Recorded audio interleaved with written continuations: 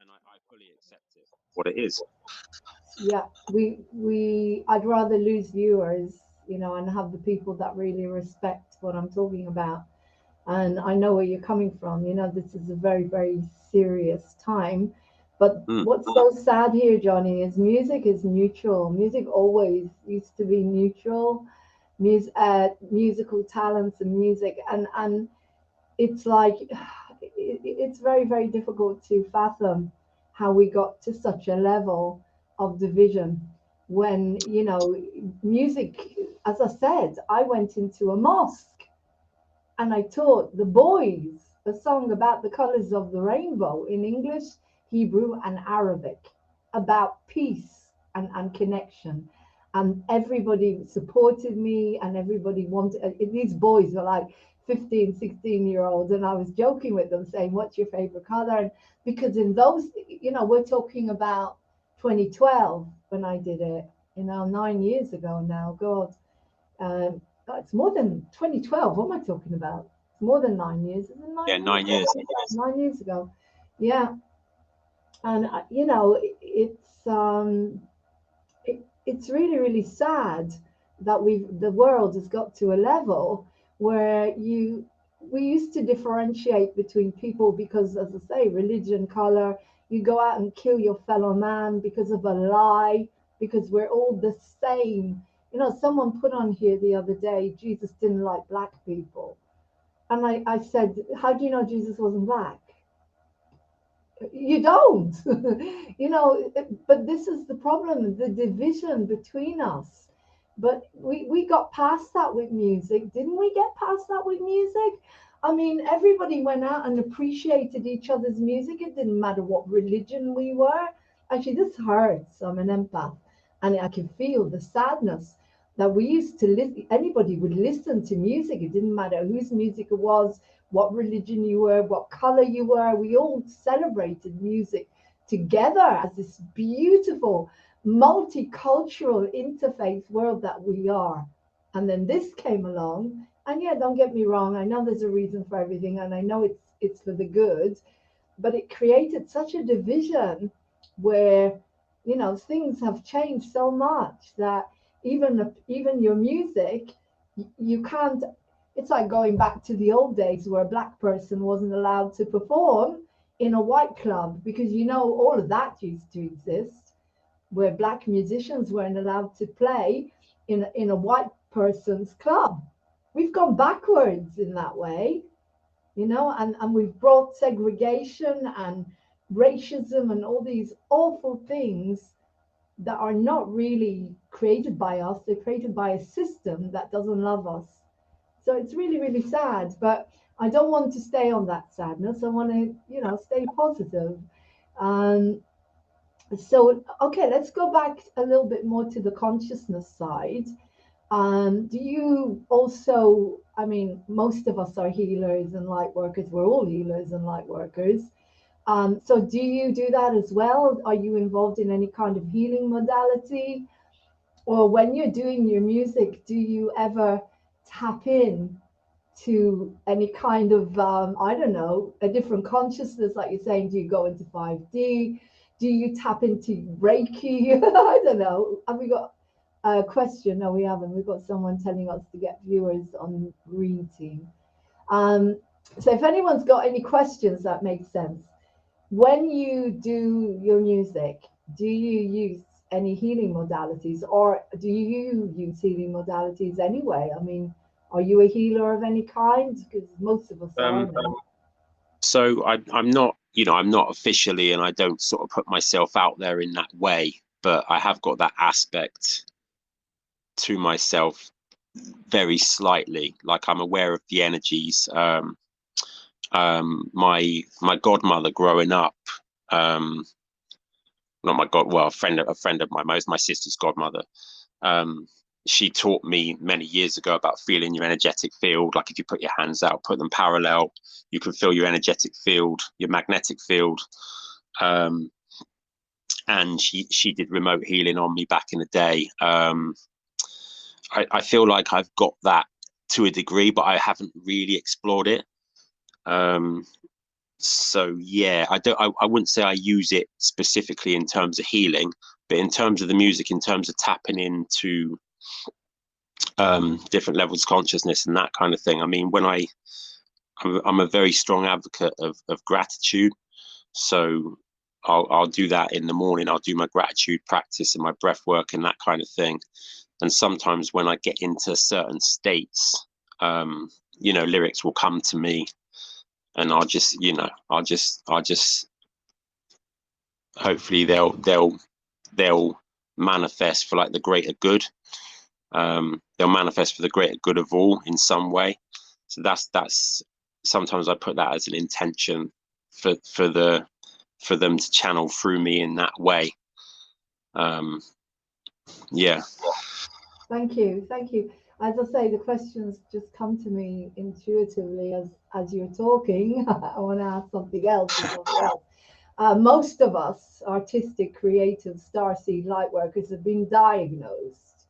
And, I was given a label. Were you given a label at all of any kind because of the fact that you're an artist that may not fit the mold, the box? Yeah, so I'm on the autism spectrum, and I only obviously kind of learned that very recently. My mum is as well, and maybe a little bit more so than myself. But until maybe, I don't know, 2 or 3 years ago, I didn't really know what it was, or even that it was a thing. I just didn't have that level of self-awareness, and I'm very grateful for it now, because I kind of know what it is, and as I say, it's enabled me to deepen my own connection to self and my own self-awareness. So that's a good thing. Obviously it's got its drawbacks, and it's got things that maybe a little bit like socially debilitating or whatever, but the gifts I've got from it, the creative abilities that I've got from it, I'm super grateful for. And I'd never change that. I mean, it's just something that I feel is part of who I am now, and I fully accept it, but until recently I didn't really know what it was. So Johnny, it's just a label. We've all been given labels. I was given a label borderline personality disorder, and I've gone out and I've proved that it's not a real mental health issue. It's a complex needs, because I was shocked too much as a child, and I was a womb twin survivor. My brother died in the womb, and apparently one in four women get diagnosed with mental illness when they are vanishing twin syndrome survivors. So everything again is, it's too complicated. We're all individuals, we're all unique, and I have a bit of autism. We all have a little bit of everything in us, especially now, with everything we've been going through, everyone's going through. But so how does your music fit into that? How do you use your music in order to feel more connected, maybe more grounded? Because that's one thing that we do need to do, is to be grounded on this planet, as much as we don't want to be. I don't know about you, but we do need to be here to survive, to do our work. You'd like to be up there, a lot of the time, inspired and, 5D or 7D or whatever. How do you yeah, use your music to keep you grounded then? Because you're a dad, you were saying, no, you're a dad. it's my partner's the one from a previous. Okay, okay. Yeah, but But how do I how do go you on? do it? How do you stay grounded? How do you use your music to keep you grounded? These are Your brilliant. These creative. are incredible questions. These are brilliant, insightful questions. I'm loving it. So yeah, I mean, I find a lot of grounding in gratitude. Like when I do that, I think there's a lot of power in the morning routine, and how the um the vibrational state you're in just before you go to sleep and when you first wake up. So I say thank you as soon as I wake up. When I take a breath, as soon as I'm conscious in the morning, I say thank you for the breath, thank you for the sun, the sunrise, all that. And I've got a routine that I do. in terms of the music and how it connects to that, I just think, I'm trying to think what I was going to say. I just think that's something that it feels right for me to put out, because it feels like it's something that I've learned. I wasn't always doing it, you know. Been doing this a few years. These practices, I just feel that if others were aware of them, you have to be conscious of something to use its power. And obviously, in terms of mental health, I think gratitude. Not that that's the be all and end all. I often talk like it's the be all and end all, but I think it can have a profound impact if it's done as a daily practice in the right way. I really think it can. Oh yeah, gratitude is the basic thing that I think that if people want to understand spirituality, I think the first thing you need to teach them is to take the focus off what they don't have and put it onto what they do have. As I say, I've been going all year with, I'm not kidding you, one viewer and a bot. I never forget. So maybe two viewers and a bot. I'm very grateful to that bot because he kept me going on Twitch. And I'm very, very grateful. And yet lately I found another app, and I'm getting like, now I think we've got 10 viewers on. And to me, it's like, wow, it's just magic. It's a miracle. But it's because I'm focused. And I'm so grateful, and I keep going and go. I'm the most grateful person in the world that I'm a trained singer, and I couldn't find anywhere to perform anywhere. They wouldn't put me anywhere because my message is too positive. It's basically mental health, no medication. Nobody wants to hear that. I recovered in a therapeutic community without medication on the NHS. I have a massive story, but no one would put me anywhere. So my gratitude is that I can wake up in the morning and I could say, Lauren, what do you feel like doing today? Oh, I'll pick up a mic, I'll sing for 5 hours. And that's what being on TV is. It's pure pleasure. The other day, people were triggering me continuously. So I thought I'll do a program called Trigger Me Deep. And it was literally sitting there, letting them trigger me, feeling what it felt like, and came up with this program because I healed it on the spot by going back inside to my childhood and all of this stuff. And I'm so grateful. As you said, I diversified a little bit, but gratitude, everything that I've been through in life, and I've been through a lot in life. I haven't had a very nice life on this planet, but every single thing has led me to running a new TV station based on love and empathy and hope and compassion, and the opposite of the media. Only because I got hurt so badly. I'm so grateful for every single thing that I've been given to deal with in life. I mean, gratitude is the big one. So if anyone is watching, I don't want to go into my story too much, but if anyone is watching, guys, and you want to understand how to have a better day, just the law of attraction. Michael James in London used to say to me when I was in deep depression, he said, Lauren, what about your cats? Close your eyes and think about your cats and cuddle your cats in your mind. That's it. That's enough. That gives you a little bit of hope. Get out a piece of paper, do your 5 a day, and write down 5 things you're grateful for. Like Joe Vitale, he had a pencil. I remember reading he was homeless and he had a pencil. And he was so grateful for that pencil because he was able to pick up that pencil and write. And that's how he wrote his first book. I think it was Zero Limits or something. But gratitude, it takes you from the lowest you can feel. And God knows, I do empathize with people who have depression because I get depressed a lot on and off because of loneliness and all sorts of issues. But you get out a piece of paper or you go on moving on TV and you think, okay, what can I do? So what would be your 5 a day? So you get up, what would be your initial 5 a day? So you get up. So I'm reading a book called The Magic at the moment by Rhonda Byrne. So back to the gratitude thing, like I thought I was practicing gratitude. I was like, yeah, I'm practicing gratitude. But until you read that book, and I'm only like halfway through it, you realize like you're only kind of half-assed in gratitude. It goes deep, like it goes deep into all the different facets of gratitude. So the first thing I do, I probably just, you know, have a glass of water, get myself hydrated. I like to take a long bath before I go to work. So I have a bath and I'll do my breath work. So I'll do the Wim Hof method. I'll do a couple of rounds of that, you know, depending on how I feel.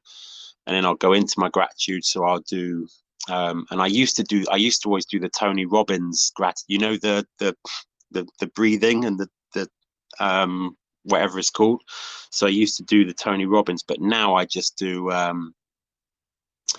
follow an artist, an incredible musical artist called Londrell, who's a rapper as well in the States. And he made a track called Gratitude. And first time I heard this track, it brought me to tears because I was on that vibe and I was like, this is like what it's about. I was like thankful for that track. I was like, this is what it's about.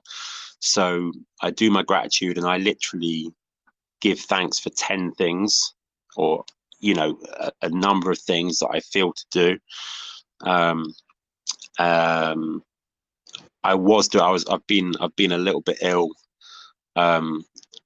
maybe last, I don't know, 10 days. So I'm out of that now. So I was doing like the Joe Wicks, you know, the movement. Movement's always good. Exercise is great.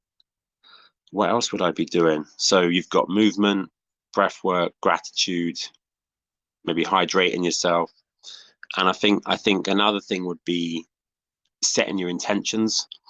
And we all hear this, you know, set your intentions for the day. And I picked this up from the Magic book as well.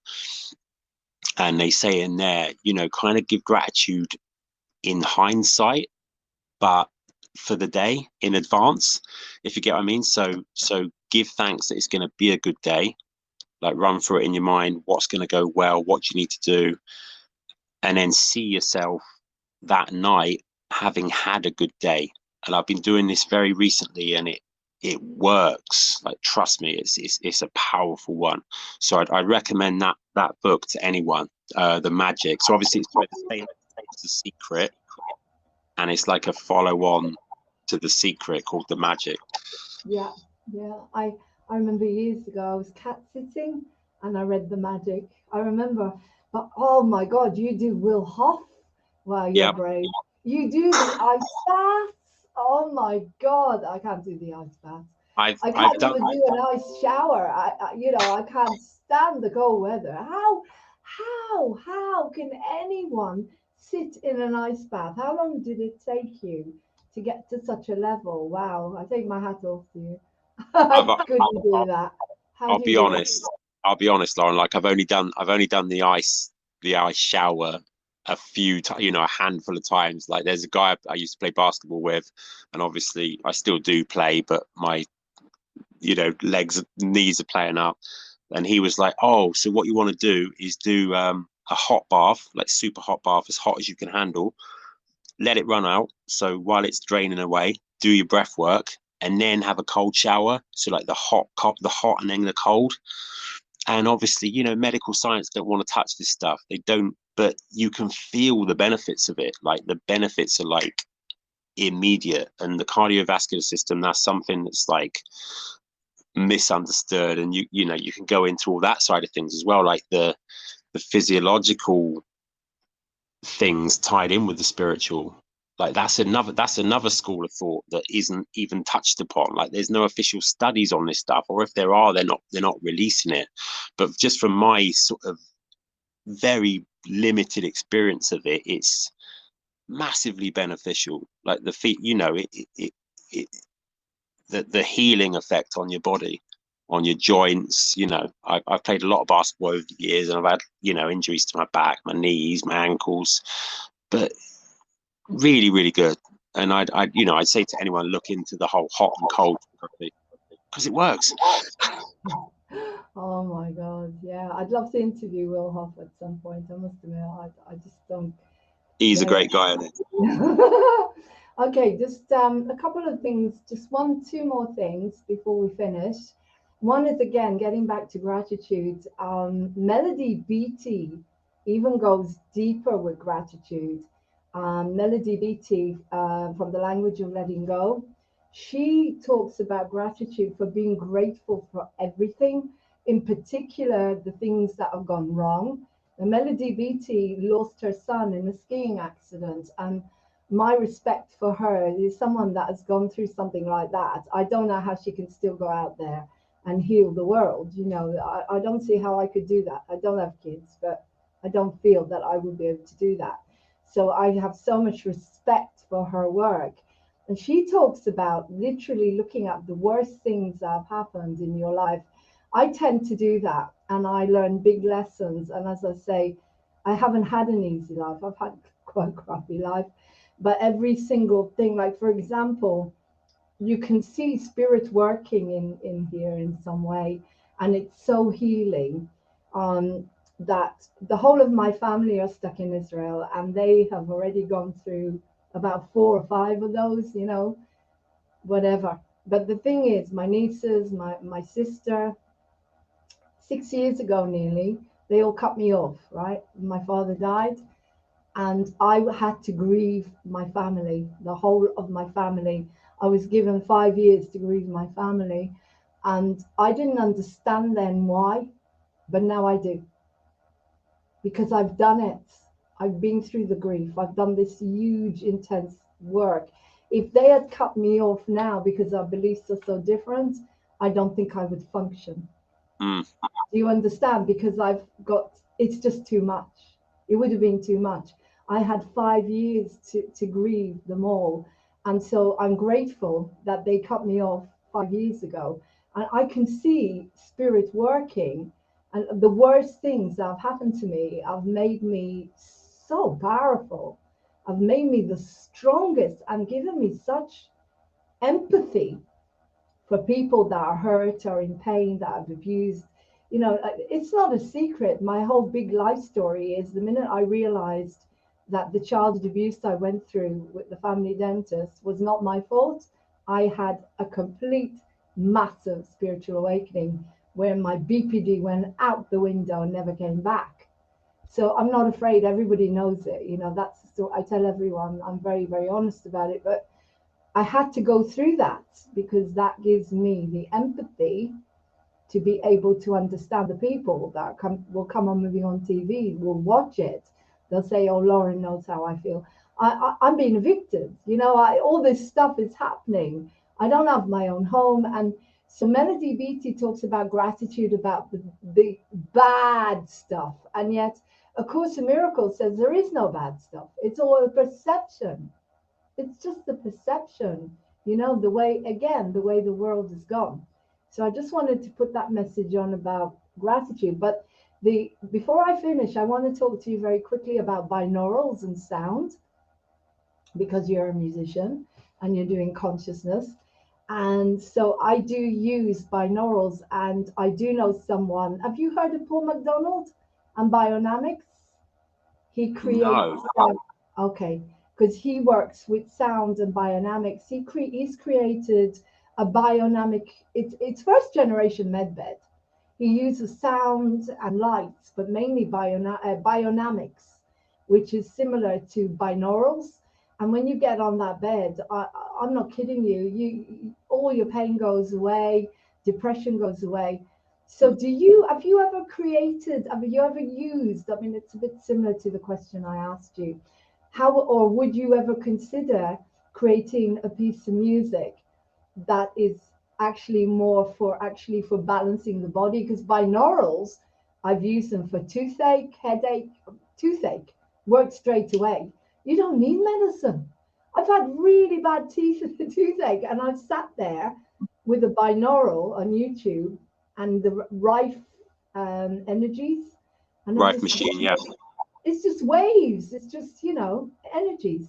So do you ever use that? Have you ever used that on yourself to calm yourself, or for physical pain, or your own music? I mean, the kind of music that the technical side of it, the waves. Would you consider doing that? There's a deep question as well. We need to get you out there to the world, Lauren. These questions are like, this is right on my wavelength. So I could Thank answer you. 100%. I could answer it in a few ways. So this guy I follow, Londrell, I listen to his tracks a lot, like most days. And I put in on YouTube, I put Londrell 432 hertz. So I listen to his tracks in 432, or I listen to them in 963. So obviously the mainstream music is slightly off the healing frequency. I'll be honest, I've had really bad toothache in the past, and I have had this reference to me in the past. A friend on Facebook said to me, "Oh, Jonny, play this frequency," and you could feel the effects, but it was so bad. I just had to get. I can't even remember what I did at the time, but I was away in Europe as well at the time. But everything is frequency, and you mentioned the Rife machine. I mean, all this stuff is kept under wraps. It's all out there. And the thing is now with what's happening, whatever this may be, and it's got its good and bad points, and the pandemic or whatever you want to call it, this is the Great Awakening, and all these schools of thought or higher consciousness is re-emerging, and people are just getting it. People feel it. I can feel your frequency. You can feel my frequency. I can feel your consciousness. There's a connection there. It just is. Like, and people say, "Oh yeah, take your paracetamol, or take this, or go to doctor." They're working from one level of consciousness. They're working from a limited view. They're working with the body as a machine. It's not just we're not just the body, and people are figuring this out. And people are, and I've got many friends on my Facebook that are Reiki healers and deal with consciousness and deal with energy, and it's all out there, and it's all coming back to the forefront. We're remembering who we really are, and that's the key at the moment. That's what all this is about. This is just a smokescreen to get people to focus on something else. Yeah, but that's what it's all about. Well, it's always been there. I mean, even if you take, I always take the story of Jesus, and I'm not saying that Jesus was actually crucified. There's loads of theories out there. I've got my own. It's not about that. To me, Jesus did not suffer because he knew how to do it. Look, I'm just going to say that I've had toothache from hell, and I was in a wheelchair. And I sat there and I went through it. I sat there and I was reading the comments on the Rife, and it was so funny. People were saying, "Oh, there, I'm going to cut my head off," and it was so funny. And I kept reading them, and bit by bit, as I was reading them, the toothache disappeared. I'm not kidding you. It just went. I mean, I remember going to the dentist. I just had an accident. They gave me something about that size. The tablets were that size. And I said to them, "You think I'm going to take those? You're mad." They went straight in the bin. Of course, I used hemp, which was amazing. You get it on Amazon. It's legal. Yeah. Hemp. I washed with lots of salt water. But the main thing that got rid of the pain, I've tried it so many times, is the right frequencies. You just sit there and you laugh with the comments, and everybody's saying, "Oh, I hope this helps you and God bless." And they say the comments are so funny. But why not? If Jesus was crucified, yeah, the pain that he was not an ordinary man. None of us are ordinary. We all have it inside of us. We're all unique beings. My ex-husband's even a therapist. So he puts you into a trance. I can put myself in a trance just like that. As I said, I got myself out of a situation where someone triggered me last night on here. I was talking about something, and all these bubbles started bubbling up inside me. And it was me as a 5-year-old in a bubble bath, absolutely terrified of the bubbles. And I went there so quickly and I released it. Here, I've created a program called Trigger Me, whatever. But what I'm saying is we can all do it. Jesus was a teacher, and he told us, physician, heal thyself. He told us we can heal ourselves. So what I'm trying to say here is I always took that concept that he eventually went past the pain. There was no pain anymore. Even if whatever happened to him, and to me, it's a big metaphor, it's metaphysical. But even if the body's being tortured, and hope to God I never get there, but toothache is close to being tortured, you know what I mean? You just sit through it, but with right frequencies. Don't do it without some binaurals, because it won't get any better. Not only that, acupressure. YouTube is amazing. People are going on there and they're teaching you acupressure. You do this and your toothache will go. As I say, every single time, never take a tablet. I'm not telling anybody not to take medication, but that's how the body I have, it's not capable of coping with medicine anymore. So I have to find a way around it. And to me, there's usually always an answer, you know. So if Jesus did it, he always said to us, you can do it, you know. So there's no reason why we can't get past. And as I said, you've got visionaries like yourself, like Paul McDonald with his biodynamic bed, where he's healing people, you know, and he really needs a plug, because what he's doing is just stunning. Not only is I can give you an example that I had a session on that biodynamic bed, and I ended up writing a piece of music with him, which was put up for a Grammy. So it's called Heart Vision. That's how powerful the sounds, and because he released a whole lot of stuff, and then we did this improvisational piece of music, you know. So everything, as you said, everything is there, and we're very Send that grateful. to me, that music. Pardon? You send me that. Can you? Oh, of course I will. Yeah, I will. It's called Heart Vision. It's stunning, absolutely stunning, and it was picked up by Joey. You know, oh my God, what's his name? Rock Around the Clock. Bill Haley and the Comets. Oh, His keyboard player. Have I got the album cover? Here it is. Yeah, we went on an album last winter. Icy Hot Winter. Laurene Hope and Paul McDonald. It should be the other way around, because basically he sat down by the keyboard and he composed this. He just started composing, and then I started going, ooh,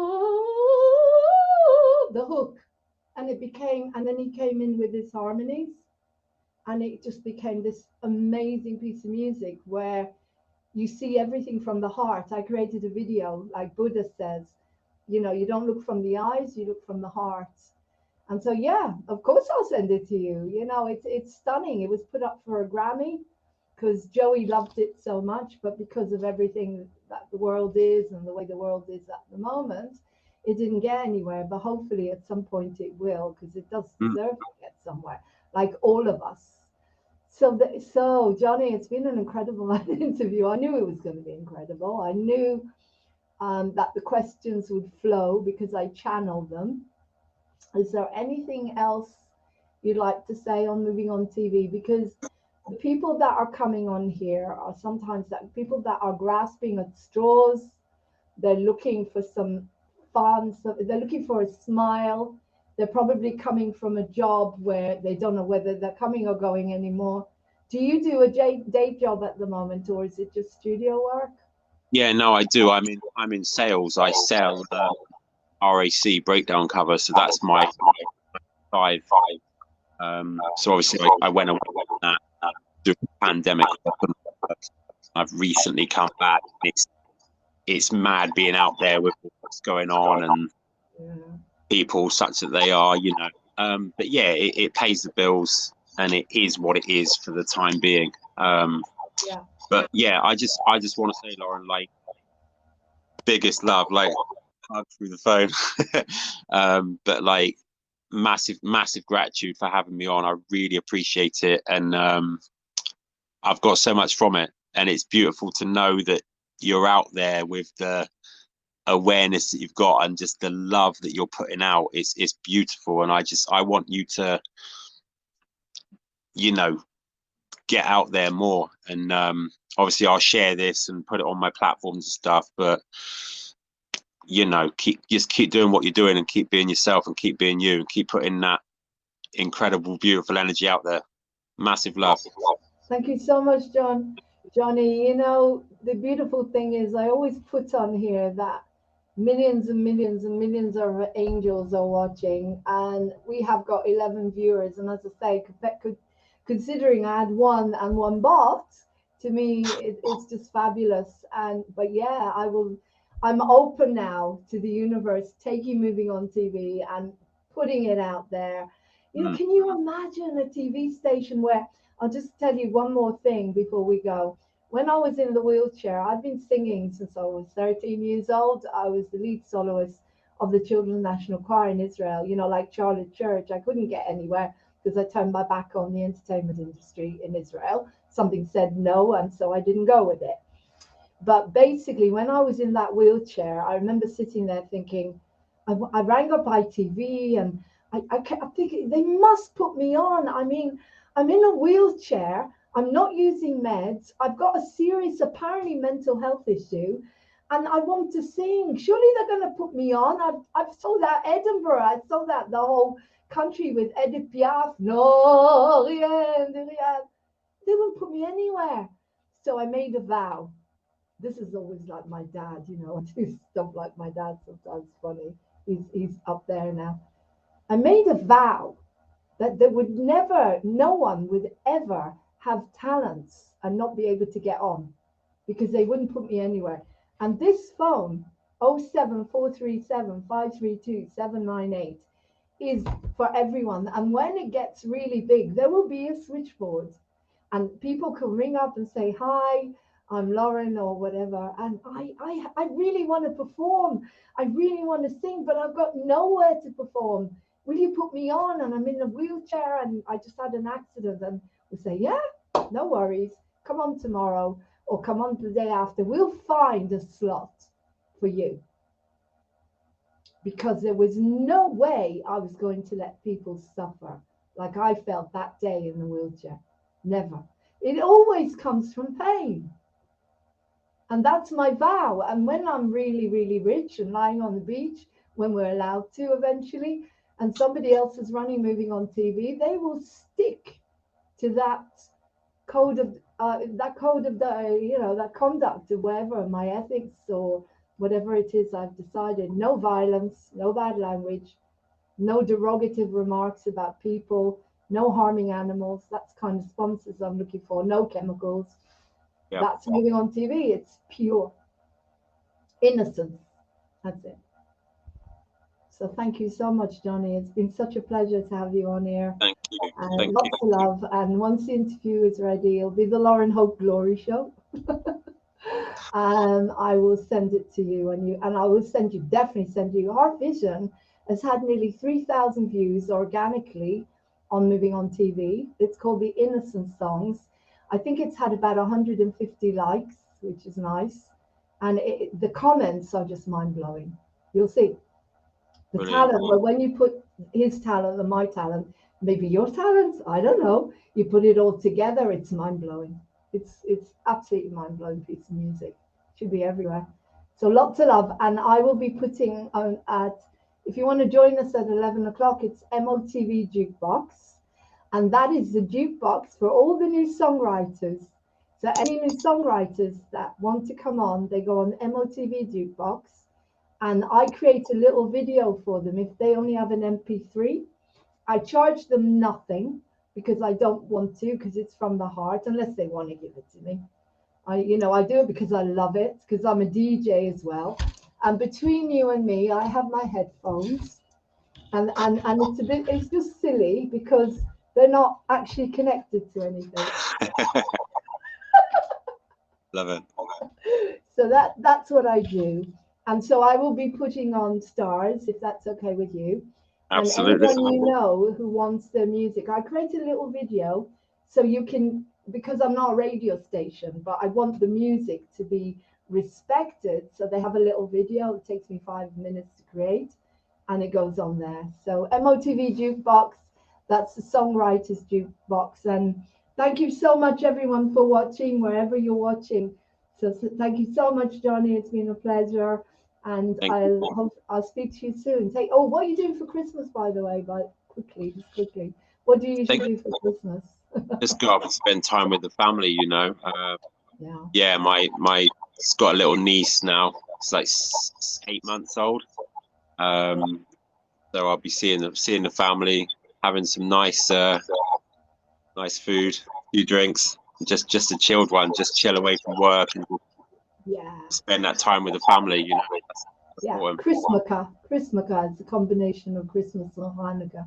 Christmas. Christmas, yeah. I celebrate Christmaka, but no doubt here I'll probably be moving on TV, keeping a lot of people that have, on their own happy. So anyway, lots of love, Jonny. Take care. Love. And Take care. I'll be in touch soon. Bye-bye. Thank you so much. Bye-bye.